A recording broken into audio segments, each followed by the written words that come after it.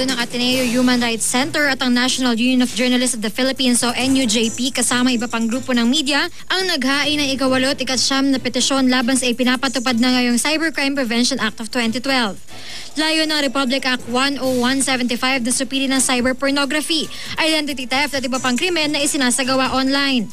Ayon sa mga petitioner, unconstitutional daw o labag sa saligang batas ang ilang probisyon ng batas, lalo na ang nakapaloob na online libel, ang may isinamang krimen sa ilalim ng Revised Penal Code at ang mas mataas na kaparusahan sa paglabag ng mga ito sa pamamagitan ng computer at internet. Dapat daw pigilan ang pagpapatupad ng batas at tuluyan ng ibasura dahil hadlang ito sa mga karapatan at kalayaang tinatamasa na ng malayang Pilipino.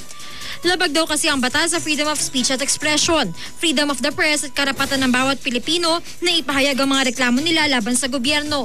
Sobrang malaking irony na itong ganitong bagay nangyayari ngayon sa ilalim ni Presidente Aquino.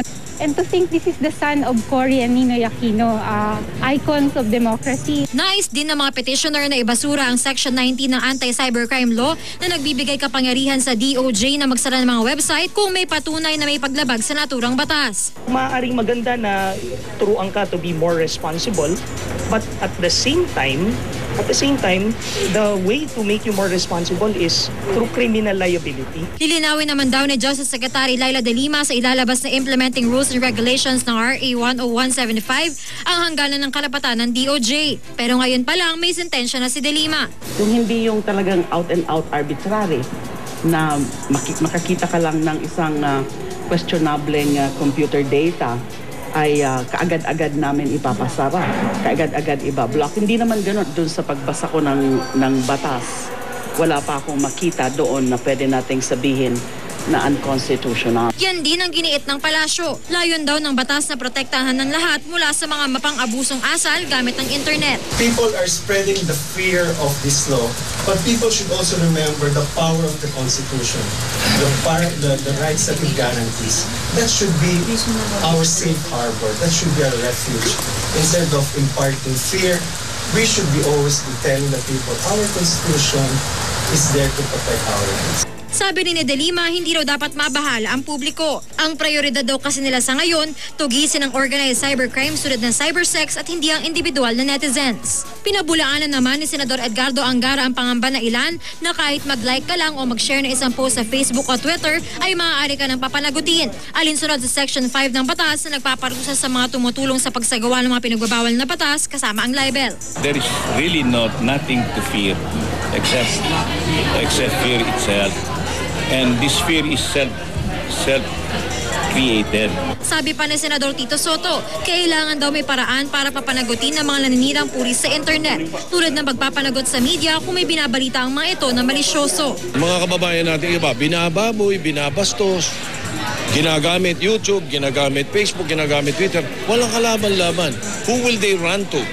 Pero ang ayaw ni Senador Jefisto Gengona na bumoto laban sa anti-cybercrime law. Bakit itinaas ang parusa sa online libel na hindi bababa sa 6 na taong pagkakakulong kumpara sa mga parusa para sa libel na nakapaloob sa Revised Penal Code na 6 na buwan hanggang 6 na taon lamang? Bakit yung mga gumagamit ng internet mas malubha yung penalty?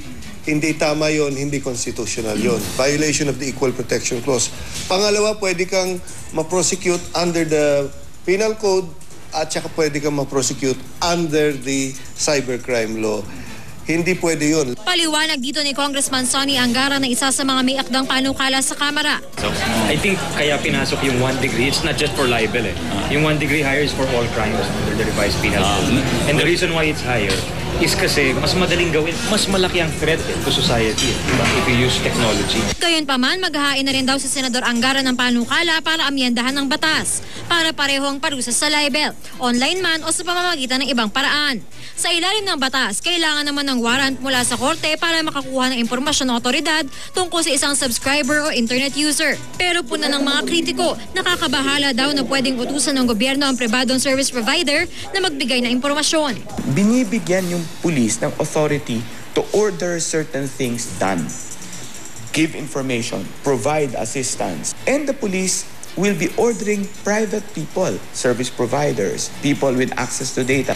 Because nga of the unique nature of this communication channel, it's almost next to impossible to trace to trace who sends what to whom. But there is a way of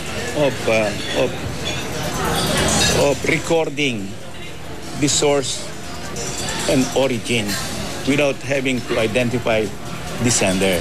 Isa pang kinababahala ng mga kritiko ang nakasaad sa batas na pwedeng harangin ng DOJ computer data tulad ng mga nasa website kung mukhang labag ito sa batas kahit walang utos mula sa korte.